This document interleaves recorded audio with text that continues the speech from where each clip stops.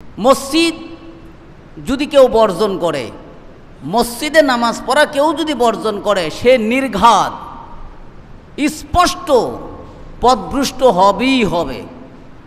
কথাটা কি বললাম? মসজিদের জামাত তরক করে কেউ যদি বাড়িতেও নামাজ পড়ে,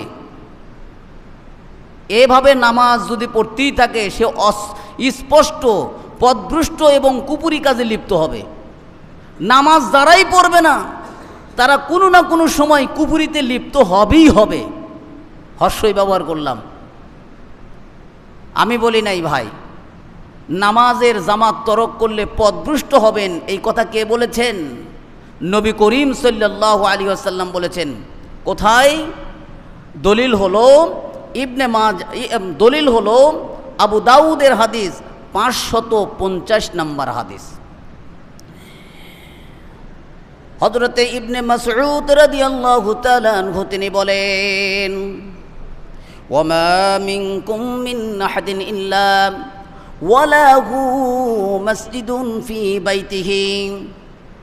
হযরতে আব্দুল্লাহ ইবনে মাসউদ রাদিয়াল্লাহু তাআলা আনহু তিনি বলেন, আমার ধারণা, আমার মনে হয় এমন কোনো সাহাবী নাই যাদের বাড়িতে মসজিদ নাই। সাহাবীরা বাড়িতে নফল নামাজ পড়তেন, সুন্নাত নামাজ পড়তেন। তাই আব্দুল্লাহ ইবনে মাসউদ বলছেন, আমার ধারণা এমন কোনো বাড়ি নাই যে বাড়িতে সাহাবীরা সুন্নাত পড়ে না, নামাজ পড়ে না। প্রত্যেকটি বাড়িতেই নামাজ পড়া হয়। হযরতে আব্দুল্লাহ ইবনে মাসউদ রাদিয়াল্লাহু তাআলা আনহু তারপরে বলেন, যদিও বা ওয়ালাউ সাল্লাইতুম ফি বুয়ুতিকুম, যদিও বা তোমরা তোমাদের বাড়িতে তোমরা নামাজ আদায় করো, যদি তোমরা তোমাদের বাড়িতে লাগাতার নামাজ পড়ার অভ্যাস গড়ে তোলো, ওয়া তারাকতুম মাসাজিদাকুম, আর তোমাদের মহল্লার মসজিদকে বর্জন করো, এই অভ্যাস যদি তোমাদের হয়, লাগাতার বাড়িতেই নামাজ পড়ার অভ্যাস গড়ে তুলছো আর মহল্লার মসজিদকে বর্জন করছো, এই অভ্যাস যদি তোমাদের মধ্যে হয়, তাহলে জানো কি, তারাকতুম সুন্নাতা নবিয়ুকুম মুহাম্মদ সাল্লাল্লাহু আলাইহি ওয়াসাল্লাম, তাহলে তোমরা তোমাদের নবী মুহাম্মদ সাল্লাল্লাহু আলাইহি ওয়াসাল্লামের সুন্নাতকে বর্জন করলে। বুঝেন, নবী করিম সাল্লাল্লাহু আলাইহি ওয়াসাল্লামের সুন্নাত হলো মসজিদে এসে জামাতের সাথে নামাজ পড়া। আর কেউ যদি লাগাতার বাড়িতেই শুধু নামাজ পড়ে, মসজিদে আসে না, ওই ব্যক্তি নবী করিম সাল্লাল্লাহু আলাইহি ওয়াসাল্লামের সুন্নাতকে বর্জন করলো। এরপরে আব্দুল্লাহ ইবনে মাসউদ রাদিয়াল্লাহু তাআলা আনহু তিনি বলেন, নবী করিম সাল্লাল্লাহু আলাইহি ওয়াসাল্লাম তিনি বলে আছেন, ওয়ালাউ তারাকতুম সুন্নাতা নবিয়ুকুম, আর যদি তোমরা তোমাদের নবী মুহাম্মদ সাল্লাল্লাহু আলাইহি ওয়াসাল্লামের সুন্নাতকে তরক করো, অর্থাৎ তোমাদের মহল্লার মসজিদকে বর্জন করে বাড়িতেই শুধু নামাজ পড়ো, লা দালালতুম লা কাফারতুম, তাহলে তোমরা অবশ্যই অবশ্যই পথভ্রষ্ট হয়ে পড়বে। নাউযুবিল্লাহ। অবশ্যই অবশ্যই কুফরিতে লিপ্ত হয়ে পড়বে যদি তোমরা এই কর্মটা লাগাতার করতেই থাকো। একটু বোঝেন ভাই, নামাজ পড়েছেন, বাড়িতে পড়েছেন, এই অভ্যাস যদি নিয়মিত চালু থাকে, আপনি পথভ্রষ্ট হবেনই হবেন। কে বলেছেন? আব্দুল্লাহ ইবনে মাসউদ বলেছেন। কোথায় বলেছেন? আবু দাউদের হাদিস 550 নম্বর হাদিস। তাহলে কি নামাজের জামাত তরক করা যাবে? একটু জোরে সাড়া দেন। নামাজের জামাত কি তরক করা যাবে? যারা নামাজকে নষ্ট করে, প্রবৃত্তির অনুসরণ করে, প্রবৃত্তিকে অনুগত করে মেনে চলেন, মন যা চায় তাই তারা আমল করেন, এই ব্যক্তি স্পষ্ট পথভ্রষ্টতার মুখোমুখি হবে। নাউযুবিল্লাহ। যারা নামাজকে নষ্ট করে, এক। 2 নম্বর হলো যারা প্রবৃত্তির অনুসরণ করে, মন যা চাইতেছে তাই করতেছে, মন যা চাই তাই করে। এই 2 কর্ম, কয় কর্ম বললাম? 2 কর্ম। অবশ্যই তারা পথভ্রষ্টতার গুমরাহির মুখোমুখি হবে। আমি বলি নাই, কে বলেছেন? আল্লাহ তাআলা বলেছেন। দেখেন সূরা মরিয়ম 59 নম্বর আয়াতে আল্লাহ তাআলা তিনি বলেন, আদাউস সালাতা ওয়াত্তাবাউশ শাওয়াতি ফাসাউফা ইয়ালকাউনা গায়্যা। আল্লাহ তাআলা তিনি বলেন, আদাউস সালাতা, যারা তাদের নামাজকে নষ্ট করে, ওয়াত্তাবাউশ শাওয়াত, এবং তাদের প্রবৃত্তির অনুসরণ করে, ফাসাউফা ইয়ালকাউনা গায়্যা, অচিরেই তারা পথভ্রষ্টতার মুখোমুখি হইবে। 2 কর্মে মানুষ পথভ্রষ্ট হয়, 2 কর্মে। এক কর্ম হলো নামাজকে ত্যাগ করা, নামাজকে নষ্ট করা। আর এক কর্ম হলো মন যা চায়, সে যদি নবীও হয়, মন যা চায় তা যদি করে, একজন নবী হওয়া সত্ত্বেও নবীও যদি হয়, সে পথভ্রষ্ট হবেই হবে। নাউজুবিল্লাহ বললেন না? আমরা আপনি কি নবী? আমরা আপনি কি রাসূল? আল্লাহ বলেছেন সে যদি নবীও হয়, কত বড় কথা, সে যদি নবীও হয়, নিজের মন যা চাই তাই করে, এই লোকটা পথভ্রষ্ট হবেই হবে। সুতরাং মন চাহি জিন্দিগি করা যাবে না। আর 1 নম্বর কাজ ছাড়া যাবে না, সেটা হলো নামাজকে ছাড়া যাবে না। নামাজ বর্জন করো না। আল্লাহ তাআলার শরণার্থে তোমরা নামাজ আদায় করো। নামাজ একমাত্র আল্লাহ তাআলাকে স্মরণ করায়া দেয়। নামাজ হলো মুমিনের মিরাজ। নামাজ হলো কি? আল্লাহ তাআলা তিনি বলেন, তার হাবিবকে বলেন, মুহাম্মদ সাল্লাল্লাহু আলাইহি ওয়াসাল্লামকে বলেন, সূরা তাহার 14 নম্বর আয়াতে আল্লাহ তাআলা তার হাবিবকে বলেন, ওয়াকিমিস সালাতা লিযিকরি, হে নবী আপনি আপনার প্রতিপালকের স্মরণের জন্য নামাজকে কায়েম করেন। তার নবীকে বলতেছেন আল্লাহ তার নবীকে বলছেন আপনার প্রতিপালকের জন্য, আপনার প্রতিপালককে স্মরণ করার উদ্দেশ্যে নামাজ পড়েন। নামাজ আপনাকে আপনার রবের পরিচয় শিক্ষা দিবে। সুবহানাল্লাহ। আচ্ছা বলেন তো, যারা বলে নামাজ দরকার নাই, সেজদা দিব কোটি, সেজদা দেওয়ার জায়গা নাই, নবীর চাইতে প্রিয় মানুষ, প্রিয় ব্যক্তিত্ব পৃথিবী থেকে আর জন্ম হয়েছে? হবে? নবীর মোহাব্বতে একটু আওয়াজ দিয়ে বলেন, নবীর চাইতে প্রিয় মানব পৃথিবী থেকে আর জন্ম হবে? সেই মানবকে যদি বলে নামাজ কায়েম করেন আপনার রবের স্মরণের জন্য, আল্লাহ রব্বুল আলামিন তারপরে তিনি বলেন, হে নবী আপনি আপনার পরিবারকেও নামাজের আদেশ করেন। সূরা তাহার 132 নম্বর আয়াতে আল্লাহ তাআলা তিনি বলেন, ওয়া'মুর আহলাকা বিসসালাতি ওয়াসতাবির আলাইহা লা নাসআলুকা রিজকা নাহনু নারযুকুক ওয়াল আকিবাতু লিত্তাকওয়া। মারহাবা। আল্লাহ রাব্বুল আলামিন তার হাবিবকে লক্ষ্য করে বলেন, মুহাম্মদ সাল্লাল্লাহু আলাইহি ওয়াসাল্লামকে লক্ষ্য করে বলেন, হে নবী আপনি আপনার পরিবারকে নামাজের আদেশ করেন। ওয়া'মুর, এখানে আদেশ সুযোগ শব্দ ব্যবহার করেছে আল্লাহ। আপনি আপনার পরিবারের সকলকে নামাজের জন্য আদেশ করেন। 2 নম্বর কাজ হলো ওয়াসতাবির আলাইহা, শুধু নামাজের আদেশ করে আপনি চুপ থাকেন না, বসে থাকেন না, আপনিও নামাজের উপর অবিচল থাকেন। সুবহানাল্লাহ, কত সুন্দর কথা। নিজে নামাজ পড়ুন, আপনার পরিবারকে নামাজের জন্য আদেশ করুন। আপনার থেকে আমি রিজিক চাই নাই। লা নাসআলুকা রিজকা, আপনার থেকে আমি রিজিক চাই না। নাহনু নারযুকুক, আমি তো আপনাকে রিজিক দেই। নামাজের পরে এই শব্দটা উল্লেখ করার কারণ কি? আল্লাহ রাব্বুল আলামিন জানেন একমাত্র মানুষ রিজিকের সন্ধানে আল্লাহ তাআলাকে ভুলে যায়, কাজে কর্মের মধ্যে ব্যস্ত থেকে আল্লাহকে ভুলে যায়। তাই তার নবীকে বললেন, আপনার থেকে আমি রিজিক চাই না। রিজিকের অন্বেষণে আপনি ব্যস্ত থেকে আল্লাহকে ভুলে যাইতে পারেন না। আপনি আগে নামাজ পড়েন, আপনি যতই খামসি করেন, আমি যে রিজিক আপনাকে দিয়েছি সেইটা আপনি পাবেনই পাবেন। অনেক সময় প্রশ্ন আসে, হুজুর বর্তমান খন্দর সময় কাম কাজ এত বেশি, নামাজকে একটু শর্ট করলে ভালো হয়। আরে ভাই, আপনি পরিশ্রম করে কি করবেন? আপনার রিজিকে যা আছে তা আসবেই।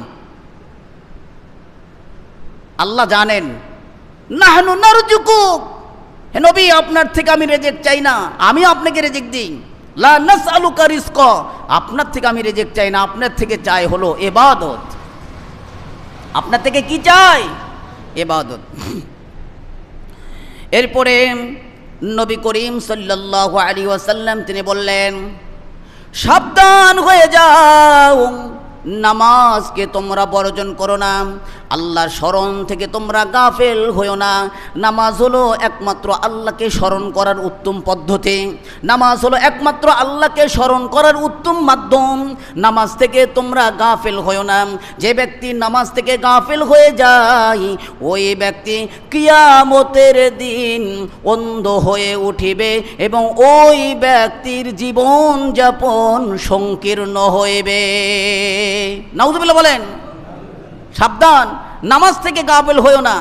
নামাজ থেকে যদি গাফেল হও, দুইটা তোমার উপর মুসিবত আসবে। এক নাম্বার, দুনিয়ার জিন্দেগি তোমার জন্য সংকীর্ণ হবে।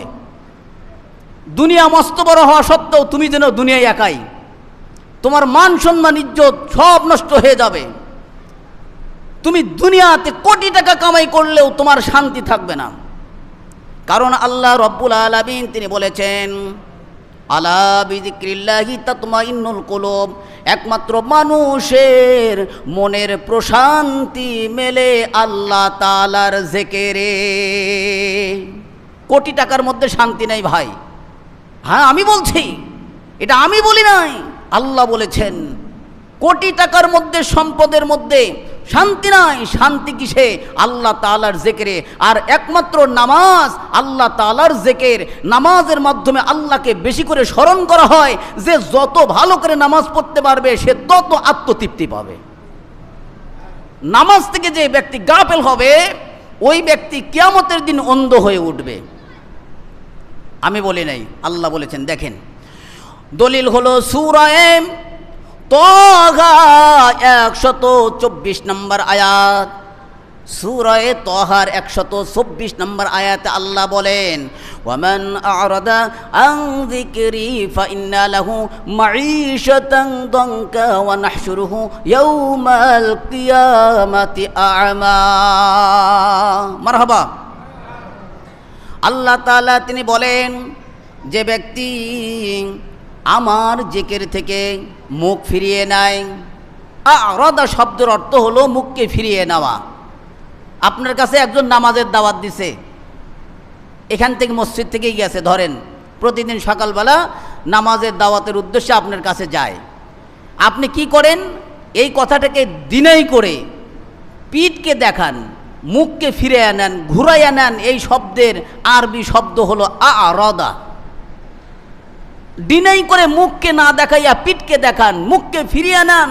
যে ব্যক্তি নামাজ না পড়ে, আল্লাহকে স্মরণ না করে তার মুখকে ফিরিয়ে নেয়, এই ব্যক্তির অবস্থাটা এমন হবে, ফাইন্না লাহু মাঈশাতান দানকা, দুনিয়ার জিন্দগি তার জীবন যাপন সংকীর্ণ হবে। ওয়া নাহশুরুহু ইয়াওমাল কিয়ামাতি আ'মা, আর আখিরাতের জিন্দগিতে সে অন্ধ হয়ে উঠবে। দুনিয়াতে এক শাস্তি, দুনিয়াতে এক শাস্তি, সেটা হলো তার জীবনযাপন সংকীর্ণ হবে, সুস্থি পাবে না। আর আল্লাহর ইবাদতের মধ্যে শান্তি পাওয়া যায় ভাই। আপনি পড়ে দেখেন, নামাজ না পড়ে যতটুকু তৃপ্তি পাইছেন তার চাইতে 500 গুণ, 1000 গুণ, কোটি কোটি গুণ তৃপ্তি পাবেন নামাজ পড়ে। আমি কথা দিলাম আপনাকে, কারণ আমি বলি নাই, আল্লাহ বলেছেন। সুতরাং যে ব্যক্তি আল্লাহর স্মরণ থেকে গাফেল হয় ওই ব্যক্তি কিয়ামতে অন্ধ হয়ে যাবে। কারণ হলো দুনিয়ার সত্য জিনিসকে সে গ্রহণ করে নাই। চূড়ান্ত সত্য জিনিস হলো নামাজ, চূড়ান্ত সত্য জিনিস হলো কোরআন। এই কোরআন থেকে সে গাফেল হয়েছে, নামাজ থেকে সে গাফেল হয়েছে, হাদিস থেকে, কোরআন ও হাদিস থেকে, আল্লাহ তাআলার রাসূলের সুন্নাত থেকে সে গাফেল হয়েছে। আর এই গাফেল হওয়ার কারণে, চোখ থাকতেই সে অন্ধ হওয়ার কারণে কিয়ামতের দিন সে অন্ধ হয়ে উঠবে। দুনিয়াতে অথচ চক্ষুওয়ালা ছিল, চোখ দিয়ে দেখেছে, কিন্তু আখিরাতে অন্ধ হওয়ার কারণ কি ছিল? বলে চোখ থাকতেই দুনিয়াতে অন্ধ ছিল, ভালোটা বোঝে নাই। এই ভালোটা না বোঝার কারণে কিয়ামতের ময়দানে সে অন্ধ হয়ে উঠবে। যে ব্যক্তি দুনিয়াতে রুকু সিজদা করে নাই, নামাজ আদায় করে নাই, ওই ব্যক্তি কিয়ামতের দিন রুকু সিজদা করতে পারবে না। নাউজুবিল্লাহ বলেন।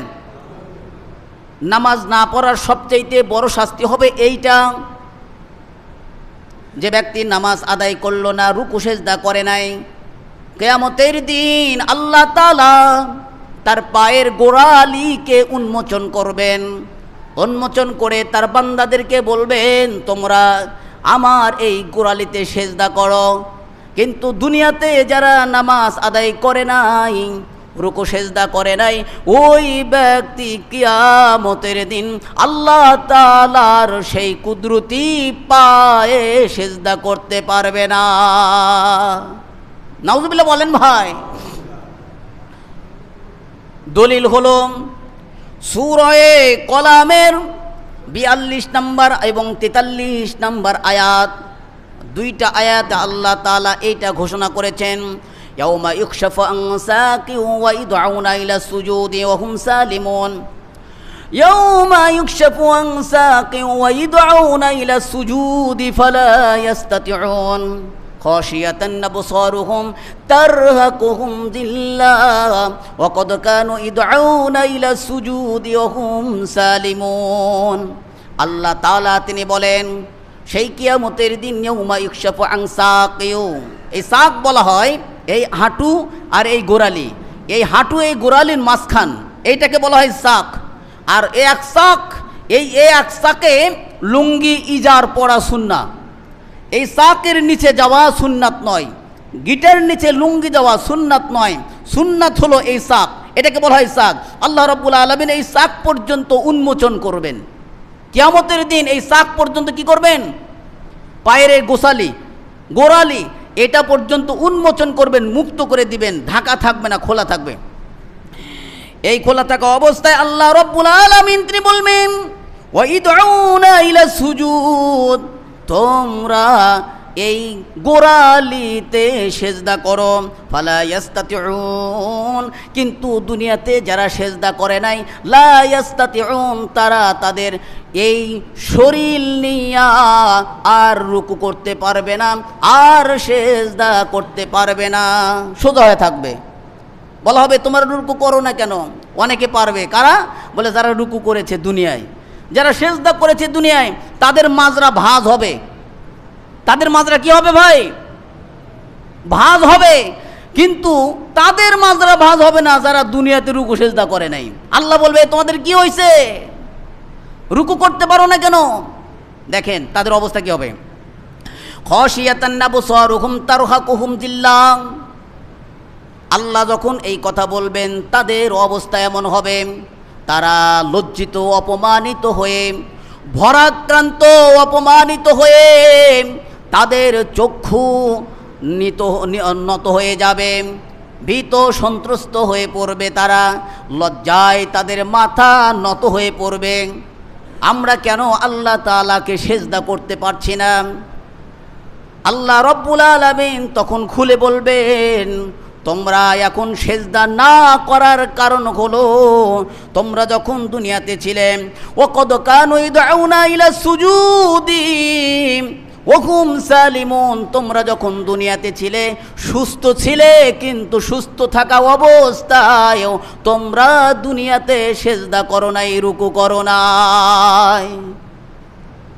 দুনিয়াতে সুস্থ ছিলা, সব ঠিক ছিল, হুকুম হয়েছিল, হাই আলা সলা বলা হয়েছিল, কিন্তু হাই আলা সলার তুমি সাড়া দাও নাই, রুকু করো নাই, সেজদা করো নাই, না করে তুমি অবহেলা করেছিলে। আজকে তার শাস্তি হিসাবে তুমি রুকু আর করতে পারবে না, সেজদা আর করতে পারবে না। সম্মানিত মুসল্লি কিরাম, ভালো করে লক্ষ্য করুন, যে ব্যক্তি নামাজ পড়লো আর যে ব্যক্তি নামাজ ছাড়লো তার মধ্যে পার্থক্য কি? নবী করিম সাল্লাল্লাহু আলাইহি ওয়াসাল্লাম তিনি বললেন, যে নামাজ পড়লো সে হলো আল্লাহ তাআলার খালেস বান্দা, মুমিন বান্দা। যে নামাজ ছাড়লো সে আল্লাহ তাআলার অবাধ্য বান্দা, কুফরি করলো। দলিল হলো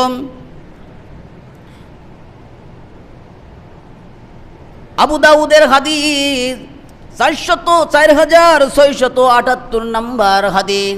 হযরতে জাবের রাদিয়াল্লাহু তাআলা আনহু তিনি বলেন, নবী করিম সাল্লাল্লাহু আলাইহি ওয়াসাল্লাম তিনি বললেন, বাইনাল আবদি ওয়া বাইনাল কুফরি তারকুস সালাম। নবী করিম সাল্লাল্লাহু আলাইহি ওয়াসাল্লাম তিনি বলিয়াছেন, বান্দা এবং কুফরের মধ্যে পার্থক্য হলো নামাজকে ছেড়ে দেওয়া। আপনি নামাজ ছাড়লেন তো আপনি মুসলমানই না, নামাজ ধরলেন তো আপনি মুমিন বান্দা হয়ে গেলেন। নামাজকে পরিত্যাগ করা একমাত্র সাহাবী কিরাম রাদিয়াল্লাহু তাআলা আনহু আজমাইন তারা কুফরি জানতেন। অন্য কোনো আমলকে ছেড়ে দেওয়া সাহাবী কিরাম রাদিয়াল্লাহু তাআলা আনহু তারা কুফরি জানতেন না, একমাত্র নামাজকে বর্জন করাই কুফরি জানতেন। দলিল তিরমিজি শরীফের 2622 নম্বর হাদিস। হযরত আব্দুল্লাহ ইবনে শাকীক রাহমাতুল্লাহি আলাইহি তিনি বলেন, নবী করিম সাল্লাল্লাহু আলাইহি ওয়াসাল্লামের সাহাবীরা এমন মনে করতেন, লা ইয়ারাউনা শাইআম মিনাল আমালি তারকুহু সালাত তারকুহু কুফরুন গায়রা সালাম। নবী করিম সাল্লাল্লাহু আলাইহি ওয়াসাল্লামের সাহাবীরা নামাজকে পরিত্যাগ করাই শুধু কুফরি জানতেন, অন্য কোনো আমল পরিত্যাগ করা কুফরি জানতেন না। সমাজের মধ্যে যারা দায়িত্বশীল, চিফ কমান্ডার, আমরা যেটাকে সহজ ভাষায় বলতে পারি মুরব্বি, যারা সমাজের মধ্যে মুরব্বি, তাদের 1 নম্বর কাজ হলো সমাজের মধ্যে নামাজ প্রতিষ্ঠিত করা। কে? নামাজের আহ্বান করা। এই নামাজের আহ্বান যদি না করেন, কিয়ামতের দিন সর্বপ্রথম আল্লাহ রব্বুল আলামিন আপনাকে জবাবদিহিতা চাবেন আপনার থেকে। হযরতে ওমর রাদিয়াল্লাহু তাআলা আনহু তিনি বলতেন, আমার কাছে সবচাইতে গুরুত্বপূর্ণ আদেশ হলো নামাজ। নামাজ যদি তুমি ঠিক করো তাহলে অন্য অন্য বিষয়ও তোমার দ্বারা ঠিক হবে। নামাজ যদি তুমি নষ্ট করো তাহলে তুমি তোমার দ্বীনকে নষ্ট করবে। মুআত্তা ইমাম মালিক 6 নম্বর হাদিস। হযরতে নাফি রহমাতুল্লাহি আলাইহি তিনি বলেন, ওমর রাদিয়াল্লাহু তাআলা আনহু যদি কোনো তার কর্মচারীকে চিঠি লিখতেন, আন্না উমর ইবনুল খাত্তাব কাতাবা ইলা উম্মালিহি ইন্না আহাম্মা আমরাকুম ইনদিস সালাহ। হযরত ওমর রাদিয়াল্লাহু তাআলা আনহু যদি কোনো তার কর্মচারীকে চিঠি লিখতেন, ওই চিঠির প্রথমেই তিনি লিখতেন, আমার নিকটে তোমার প্রতি আদেশ হলো, সর্বপ্রথম গুরুত্বপূর্ণ আদেশ হলো নামাজকে ঠিক করা। কারণ হলো তিনি কারণ হিসাবে বলতেন, ওমর রাদিয়াল্লাহু তাআলা আনহু কারণ হিসাবে বলতেন, ফামান হাফিজাহা ওয়া হাফাজা আলাইহা হাফিজা দীনাহু ওমর রাদিয়াল্লাহু তাআলা আনহু বললেন, যে ব্যক্তি তার নামাজকে ঠিক করবে ওই ব্যক্তি অন্য অন্য বিষয়কে ঠিক করবে, আর যে ব্যক্তি নামাজকে ঠিক করে ওই ব্যক্তি তার দ্বীনকে হেফাজত করে। ওমরের কাছে গুরুত্বপূর্ণ আদেশ কোনটা? মানে তার জীবনের সবচাইতে বড় গুরুত্বপূর্ণ আদেশ হলো নামাজ। তিনি যেখানেই যে অবস্থায় গভর্নর নিয়োগ করতেন, নেতা নিয়োগ করতেন, ওই চিঠিতে লিখে দিতেন, আমার পক্ষ থেকে তোমার জন্য সবার প্রথম হুকুম হলো নামাজকে ঠিক করো। নামাজ তুমি ঠিক করলে না, তুমি দিনকে নষ্ট করবে, আর তোমার দ্বারা অন্যান্য কাজও ঠিক হবে না। কে বলেছেন? ওমর রাদিয়াল্লাহু তাআলা আনহু বলেছেন। নামাজ আদায় করুন ভাই, নামাজ না পড়লে কিয়ামতের দিন আল্লাহ তাআলা ওই ব্যক্তির মাথাকে চূর্ণ বিচূর্ণ করে দিবেন। কিয়ামতের দিন মাথাকে থিতলায়ে দেবেন, এমনভাবে চূর্ণ বিচূর্ণ করবেন আপনার চিহ্ন থাকবে না। আবার পুনরায় মাথাকে আল্লাহ তাআলার হুকুমে আবার তৈরি করবেন, আবার থেতলায়া দিবেন, আবার চূর্ণ বিচূর্ণ করবেন, আবার ঠিক করবেন। এইভাবে লাগাতার ওই ব্যক্তির মাথাকে থেতলিয়ে দেওয়া হবে, চূর্ণ বিচূর্ণ করে দেওয়া হবে। যে ব্যক্তি নামাজকে অলসতা বসিত পড়ে নাই, নামাজে রক্তে ঘুমায়া থেকেছে। দলিল বুখারী শরীফের 1143 নম্বর হাদিস। হযরতে সামুরা ইবনে জুনদুব রাদিয়াল্লাহু তাআলা আনহু তিনি বলেন, নবী করিম সাল্লাল্লাহু আলাইহি ওয়াসাল্লাম তিনি তার একদিন স্বপ্নের বর্ণনা দিচ্ছেন। নবীদের স্বপ্ন হয় ওহী। নবীদের স্বপ্ন কি হয়? নবী করিম সাল্লাল্লাহু আলাইহি ওয়াসাল্লাম তিনি বললেন, আমি স্বপ্ন দেখলাম আমার ডানা ধরে দুইজন ফেরেশতা উঠাইলেন পাহাড়ের উপরে। পাহাড়ের উপরে উঠানোর পরে আমি কিছু দৃশ্য অবলোকন করলাম। অনেকগুলো দৃশ্য আল্লাহর রাসূল সাল্লাল্লাহু আলাইহি ওয়াসাল্লাম দেখলেন। হাদিসটা অনেক বড়। দেখলেন সুদখোরের আযাব, যারা সুদ খায়। এই সমাজে মনে হয় নাই নাকি? আলোচনা বন্ধ করে দিলাম সুদের। নাই? আছে? সুদের আলোচনা এমন কঠিন, অনেক জায়গায় ইমামতি থাকে না। সুদ যারা খায় তাদের শাস্তি দেখলেন নবী করিম সাল্লাল্লাহু আলাইহি ওয়াসাল্লাম। ঘুষ যারা খায় তাদের শাস্তি দেখলেন। যারা জিনা করে তাদের শাস্তি দেখলেন আল্লাহর রাসূল সাল্লাল্লাহু আলাইহি ওয়াসাল্লাম। তারপরে দেখলেন যারা নামাজ পড়া বাদ দিয়ে, নামাজকে বর্জন করে, নামাজকে হালাই খালাই অবহেলায় ঘুমানো অবস্থায় নামাজকে বর্জন করেছে, তাদের শাস্তি দেখলেন। নবী করিম সাল্লাল্লাহু আলাইহি ওয়াসাল্লাম তিনি বললেন, আম্মাল্লাযী ইসলাগু রাসুহু বিল হাজারি,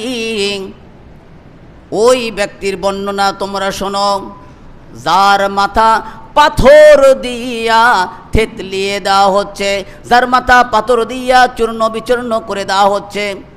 কারণটা কি ছিল? ওই লোকের মাথাকে চূর্ণ বিচূর্ণ কেন করা হচ্ছে? কারণ কি? ফাইন্নাহু ইয়াখুযুল কুরআনা ফায়ারফিদুহু, ওই ব্যক্তি কোরআন শিখেছিল, কোরআন শিখে তা প্রত্যাখ্যান করেছিল।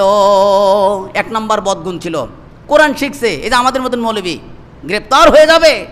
যারা হক কথা জেনেও বলে না তারা গ্রেপ্তার। এখন আপনারা আমাকে রায় দেন, হক কথা লুকায় রাখবো না বলবো? আপনারা বললেও বলবো, না বললেও বলবো। কারণ এই যে আমার এটা জানা আছে, হক কথা না বললে মাথা থিতলিয়ে দিবে ওই মৌলবীর। কোরআন শিখেছো, কোরআন সার্ভিস দাও নাই, প্রত্যাখ্যান করেছো, তোমার মাথাকে থিতলিয়ে দেওয়া হবে। কোরআন শিখে ভুলে গেছেন, এই লোকটার শাস্তি এটা। কোরআন শিখে ভুলে যাওয়া যাবে না।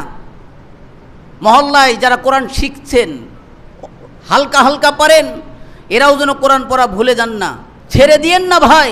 কোরআন পড়া শেখার পরে ভুলে গেলে এই শাস্তি আল্লাহ রাব্বুল আলামিনের হাবিব বলছেন, তার মাথাকে থিতলে দেওয়া হবে, চূর্ণ বিচূর্ণ করা হবে।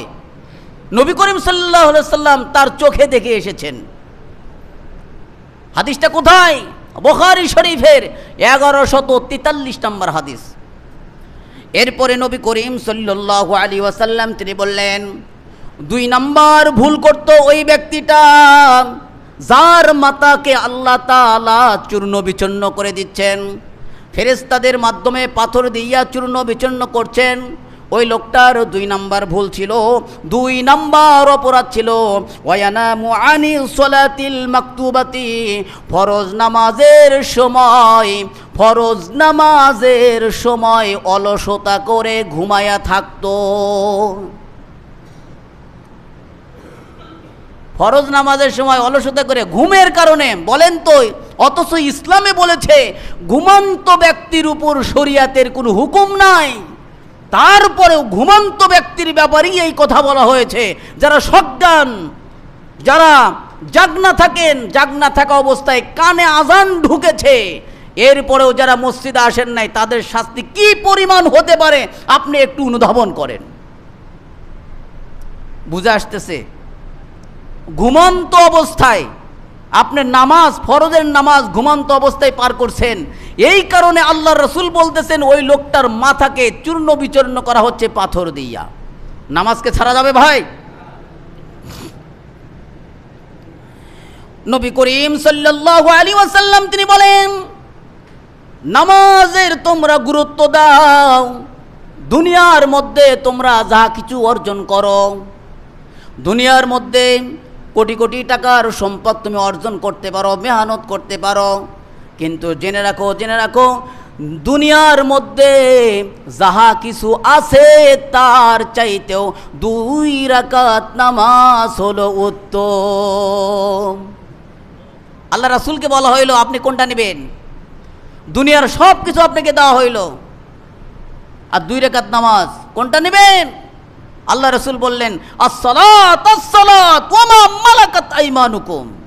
রাসূল সাল্লাল্লাহু আলাইহি সাল্লামের অন্তিম সময়ে মুখ থেকে কথা বাড়ায় না, এড়ে যায়।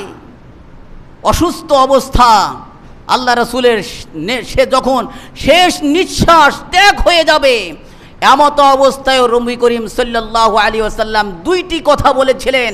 একটা বলেছেন সালাত সালাত সালাত, আমার উম্মতেরা সালাত। আর একটা কথা বলেছেন তোমাদের অধীনস্থর ব্যাপারে খোঁজ খবর রাখো। আপনার স্ত্রীর খোঁজ নেন, আপনার সন্তানের খোঁজ নেন, আপনার মা বাবার খোঁজ নেন, আপনার অধীনে যারা কাজ করে তাদের খোঁজ নেন। এই কথা কে বলেছেন? অন্তিম সময়ে নবী করিম সাল্লাল্লাহু আলাইহি সাল্লামের উপদেশ, এটা নসিহা। সেই নামাজ বর্জন করা যাবে না। নামাজ যদি আপনি পড়েন কেমন লাভ পাবেন? নবী করিমকে বলা হইল কি নেবেন? বলে আমি নামাজ নেব। কেন? বলে 2 রাকাত নামাজ দুনিয়া এবং দুনিয়ার মধ্যে যা আছে তার চাইতে উত্তম। নবী করিম সাল্লাল্লাহু আলাইহি সাল্লাম 2 রাকাত নামাজ বেছে নিলেন। আর আমরা নিতাম কি? দুনিয়ার এই সম্পদ, চাতালের যত ধান আছে, আজকে অনেক ঝামেলা আছে, 2 রাকাত নামাজের পরে পড়া যাবে না। ভাই, আপনি 2 রাকাত নামাজের চাইতে ওইটা উত্তম নয়। আপনাকে যদি কোটি টাকার সম্পদ দেয়, এমনকি দুনিয়া আপনার মুঠের মধ্যে দেওয়া হয়েছে, 2 রাকাত নামাজের সমতুল্য নয়। আমি বলি নাই, নবী বলেছে। দেখেন তিরমিজি শরীফের 416 নম্বর হাদিস, হযরতে আয়েশা রাদিয়াল্লাহু তাআলা আনহা তিনি বলেন, নবী করিম সাল্লাল্লাহু আলাইহি ওয়াসাল্লাম তিনি বলিয়াছেন, রাকাতাল ফজরি খায়রুম মিনাদ দুনিয়া ওয়া মা ফিহা। ফজরের 2 রাকাত সুন্নাত, ফজরের 2 রাকাত সুন্নাত দুনিয়া এবং দুনিয়ার মধ্যে যাহা আছে তার চাইতে উত্তম। তাহলে ফজরের 2 রাকাত সুন্নাতই যদি এত দামি হয়, ফরজ আরো কত দামি হবে? আরে ভাই, কথা বুঝেন না? বুঝায় ফজরের 2 রাকাত সুন্নাতই যদি এত দামি হয়, ফরজের দাম কত হবে? আর আমরা হেলায় খেলায় নামাজকে তরক করি, তারা কত লস করেন। এটা বুঝে আসবে চোখ বুঝলে, কারণ নেকি দেখা যায় না। নগদে মানুষ বিশ্বাসী, কিন্তু জেনে রাখেন আখেরাতে আপনার দুনিয়ার আমল কনভার্ট হবে। আখেরাতে আপনার দুনিয়ার আমল কনভার্ট হবে। দুনিয়ার আমল যার যত বেশি হবে আখিরাতে সে তত সফল হবে। আর দুনিয়া মাজরাতুল আখিরা, দুনিয়াটা হলো আখিরাতের ক্ষেত। দুনিয়াতে ভালো নেকি কামাই করবেন, আখিরাতে আপনি স্বাচ্ছন্দ্যে জীবনযাপন অতিবাহিত করতে পারবেন। দুনিয়াতে হেলাই খেলায় সময় নষ্ট করবেন, আখিরাতে আপনি অন্ধ হয়ে উঠবেন। নামাজ পরিত্যাগকারী কিয়ামতের দিন অন্ধ হয়ে উঠবে। সুতরাং নামাজকে ছাড়েন না ভাই, 2 রাকাত নামাজের গুরুত্ব দেন, মূল্য দেন। আল্লাহ রাব্বুল আলামিনের হাবিব 2 রাকাত নামাজকে নিয়েছিলেন, অর্থ সম্পদ তিনি বর্জন করেছিলেন। আপনার ভাগ্যে যতটুকু অর্থ আসার তা আসবেই আসবে। নামাজ আদায় করুন, নামাজটা হবে কিয়ামতের দিন দলিল এবং কিয়ামতের দিন নূর হবে এই নামাজ। নবী করিম সাল্লাল্লাহু আলাইহি ওয়াসাল্লাম তিনি বলেন, হযরতে আবি মালিক আল আশআরী রাদিয়াল্লাহু তাআলা আনহু তিনি বলেন, নবী করিম সাল্লাল্লাহু আলাইহি ওয়াসাল্লাম তিনি বললেন, আল ওযু শাতরুল ঈমান, ওযু হলো ঈমানের শাখা। ওযু কি বলেন তো? ওযু যার ঠিক আছে, ওযু যার ঠিক আছে নামাজ তার ঠিক আছে, ওযু যার ঠিক নাই নামাজ তার ঠিক নাই। আলহামদুলিল্লাহ তামলাউল মিজান, আর আলহামদুলিল্লাহ হলো মিজানের পাল্লাকে ভারী করে। আলহামদুলিল্লাহ বলেন তো ভাই। মিজান, আল্লাহ কিয়ামতের দিন গুনবেন না, আমল গুনবেন না, এই কথাটা জানেন। আল্লাহ কিয়ামতের দিন আমল গুনবেন না, ওজন করবেন। কিয়ামতের দিন আমল কি করবেন না? গুনবেন না। 1 2 3, 1 টাকা 1 লক্ষকে অগ্রগামী করেছে। সাহাবীরা বললেন, ইয়া রাসূলুল্লাহ এটা কিভাবে সম্ভব? 1 টাকা কখনো 1 লক্ষর বেশি হয়? বলে না, 1 লক্ষর চেয়েও 1 টাকা বেশি। যার 1 লক্ষ আছে ওর আছে কোটি টাকা, আর যার 1 টাকা এর 1 টাকাই আছে, এই 1 টাকাই দান করেছে। এই জন্য 1 লক্ষ টাকা যিনি দান করেছে ওর মোছে কোনো তাওই লাগে নাই, কিচ্ছুই মনে হয় নাই। আর 1 টাকা যার আছে, 1 টাকাই দান করেছে, এর অনেক কষ্ট হয়েছে। কষ্ট হওয়া সত্ত্বেও যখন দান করেছে ইখলাস নিয়া, ওই 1 টাকা 1 লক্ষকে অগ্রগামী করেছে। আল্লাহ রাব্বুল আলামিন ওজন দেয়, দেখবেন যে 1 টাকার ওজনই বেশি হয়েছে। এই জন্য কিয়ামতের দিন আমলকে গোনা হবে না, কিয়ামতের দিন আমলকে ওজন করা হবে। আলহামদুলিল্লাহ, আলহামদুলিল্লাহ কোনো ব্যক্তি যদি বলে, এই আলহামদুলিল্লাহ বলাটা আল্লাহ রাব্বুল আলামিন তার আমলকে, আলহামদুলিল্লাহর আমলকে ওজন করবেন। কেমনভাবে ওজন করবেন? আর একটা তাসবিহ আল্লাহ তাআলা ওজন করবেন, সুবহানাল্লাহ এবং সুবহানাল্লাহ ওজন করবেন, আলহামদুলিল্লাহ ওজন করবেন। এই 2টা তাসবিহ আল্লাহ তাআলা ওজন করবেন। আও তামলাউ মা বাইনাস সামাওয়াতি ওয়াল আরদ, অথবা কেমনভাবে ওজন করবেন? ওজন করার পরে আল্লাহ রাব্বুল আলামিন কেমন সওয়াব দিবেন? একবার কোনো ব্যক্তি যদি খালেস নিয়তে আলহামদুলিল্লাহ বলে, একবার সুবহানাল্লাহ যদি একবার বলে, আকাশ এবং জমিনের মাঝে যতটুকু বিস্তৃত জায়গা আছে ততটুকু জায়গা আল্লাহ রাব্বুল আলামিন নেকি দিয়া পূর্ণ করে দিবেন। এই জন্য মাঝে মাঝে বলি সুবহানাল্লাহ বলেন ভাই, আপনারা বোঝেন না, বোঝেন না। সুবহানাল্লাহ বলার দ্বারা আপনার লাভ। একবার সুবহানাল্লাহ বললে আকাশ এবং জমিনের মধ্যে যতটুকু বিস্তৃত জায়গা আছে, এখনো পর্যন্ত কোনো বিজ্ঞানী গবেষণা করে আল্লাহর এই জমিনের পরিধি সমাপ্ত করতে পারে নাই। কতটুকু পরিধি? আল্লাহর পরিধি ওজন করা যায় না। আপনারা দেখুন, গবেষণা করেন না কেন? পড়েন সূরা আর রহমানের মধ্যে আল্লাহ বলেছেন, আমার পরিধি কেউ মেপে শেষ করতে পারবে না। যদি কেউ মাপতে চায় আমি তার প্রতি উল্কা নিক্ষেপ করব, ধোঁয়া নিক্ষেপ করব, যার প্রতিবাদ, যার মোকাবেলা তোমরা করতে পারবে না। অতএব বোঝা গেল আল্লাহ তাআলার এই জমিনের পরিধি কেউ মেপে শেষ করতে। তাহলে একবার সুবহানাল্লাহ বললে এই জমিন বরাবর সব দিয়ে আল্লাহ ভরায়া দেন। আলহামদুলিল্লাহ বললে এই জমিন বরাবর সব দিয়ে ভরায়া দেন। এরপরে দেখেন, এরপরে আল্লাহ তাআলার হাবিব বলেন ওয়াসসালাতু নূরুন, নামাজ হলো তোমার কিয়ামতের দিন নূর হবে, নূর। ওয়াসসাদাকাতু বুরহানুন, দান সাদাকা তোমার জন্য কিয়ামতের দিন দলিল হবে। সুবহানাল্লাহ বলেন। ওয়াসসাবরু দিয়াউন, আর তুমি যদি ধৈর্য অবলম্বন করো, নামাজ পড়তে এসে ধৈর্য নেবেন, নামাজ পড়তে এসে ধৈর্য অবলম্বন করবেন, এই ধৈর্য আপনার জন্য আলো হবে। কি হবে?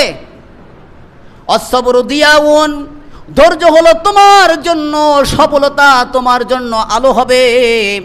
ওয়াল কুরআনু হুজ্জাতুন লাকা আও আলাইকা, আর কোরআন হলো তোমার পক্ষে অথবা বিপক্ষে দলিল হবে। এই যে আমি যে কথা বলতেছি এটা কোরআন ও হাদিস থেকে, আপনারা যদি সাক্ষী দেন যে কোরআন সত্য বলেছে, কোরআনও আপনার পক্ষে সাক্ষী দেবে।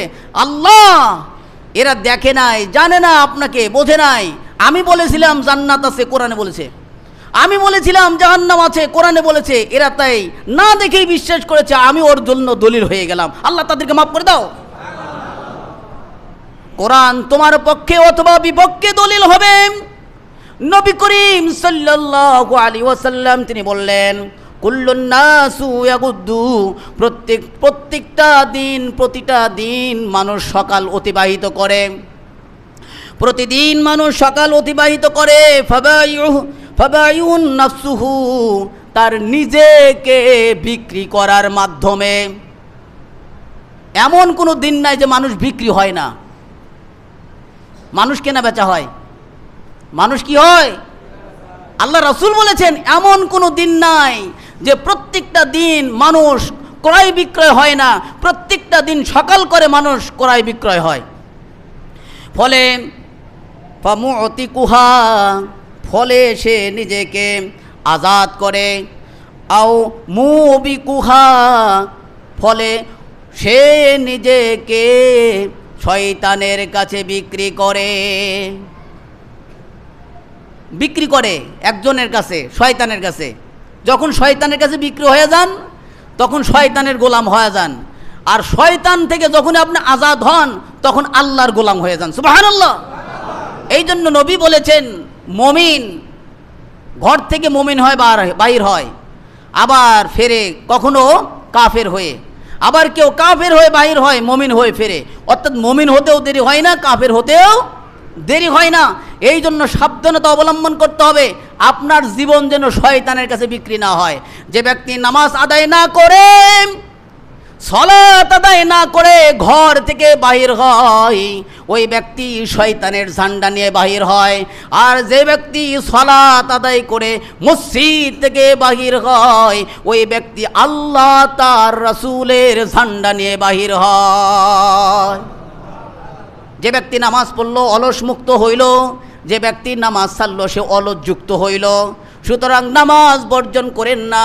নামাজ যদি বর্জন করেন শয়তানের কাছে আপনি বিক্রি হয়ে যাবেন, ফলে আপনি পথভ্রষ্টর অন্তর্গত হয়ে যাবেন। হেদায়েত পাওয়ার জন্য অন্যতম পদ্ধতি হলো নামাজ পড়া, নামাজ আদায় করা।